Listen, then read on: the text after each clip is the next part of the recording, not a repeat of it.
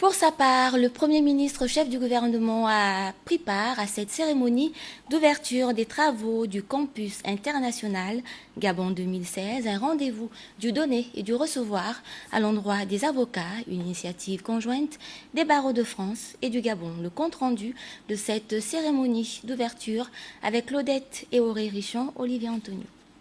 L'avocat face aux nouveaux défis de l'heure, défis liés notamment au développement économique, social et politique de l'Afrique. C'est autour de cette problématique que les avocats venus d'horizons divers et organismes spécialisés ou éléments phares du bâtonnat échangent 48 heures durant à travers des thèmes spécifiques liés à la profession d'avocat. Présent à la séance solennelle d'ouverture, le Premier ministre chef du gouvernement, professeur Daniel Onaondo, et Marie-Madeleine Mouranso, présidente de la Cour constitutionnelle, ont apporté la caution du gouvernement à la co-organisation de ce campus international 2016 par le barreau du Gabon et celui de Paris. Occasion pour la représentante de l'Ordre des avocats de Paris et le bâtonnier du Gabon, entre autres intervenants, de décliner les enjeux de ces assises. Cela permet bien évidemment de rapprocher les avocats et d'encourager leur développement à l'étranger. Savez-vous que 1554 avocats parisiens sont inscrits auprès d'un barreau à l'étranger, dont 1114 y exercent à titre principal? Le barreau de Paris compte quant à lui 1720 avocats étrangers et nous vous attendons avec grand plaisir. Le barreau du Gabon est honoré d'accueillir ce jour un campus international, le deuxième en Afrique, après Bamako. C'est une excellente opportunité d'information, d'échange. Comment la profession d'avocat peut-elle être une particule dans cet océan de tous confondus?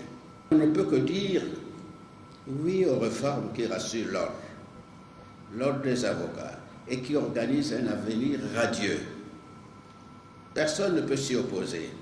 En définitive, à partir de ce campus de formation et de renforcement des capacités, c'est toute la profession d'avocat qui veut se réadapter, se reconstruire face aux enjeux nouveaux, à sa responsabilité bâtonnale et dans la construction de l'état de droit.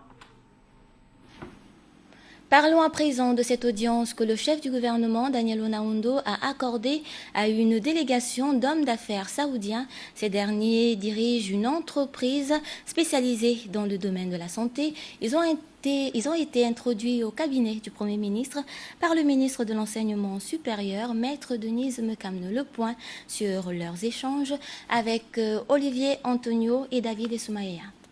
Le public-privé est en marche dans notre pays. Cette approche prend forme et se développe au sein de l'enseignement supérieur. Une délégation de Baterji, société saoudienne spécialisée dans le domaine de la santé, sous la conduite du ministre de l'Enseignement supérieur, Maître Denise Mekamne, est venue présenter au Premier ministre chef du gouvernement un projet médico-social en faveur de l'étudiant gabonais, avant de solliciter l'appui et l'assurance des hautes autorités gabonaises en vue d'accompagner le Gabon dans ce domaine précis. Le directeur général du Centre national des œuvres universitaires décline l'intérêt de cet important projet. En 2011, au mois d'avril, au Conseil des ministres délocalisés de Lambaréné, tous les étudiants de notre pays se sont vus attribuer le bénéfice des prestations de la CNAM-GS.